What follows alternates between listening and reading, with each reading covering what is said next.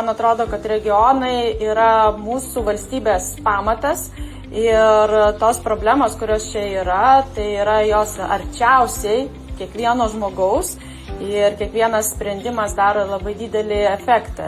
Ir šiandien atvažiavau tikrai progresyvę savivaldybę ir kuo džiaugiuosi, kad pramoninė savivaldybė. Tai šita savivaldybė gali didžiuotis tuo, kad pramonė vystosi tikrai labai dideliu greičiu ir atsiveža naujas technologijas. Atrodo, nutolusi savivaldybė nuo didžiųjų miestų, nuo centrų, bet kad ir mažytė, bet atsiveža naujas technologijas ir vis naujų projektų ir investuotojų. Ir tai yra labai labai svarbu. Mes Lietuvoje darom viską ir mūsų vienas iš pagrindinių prioritetų, kad ekonomika Lietuvos augtų.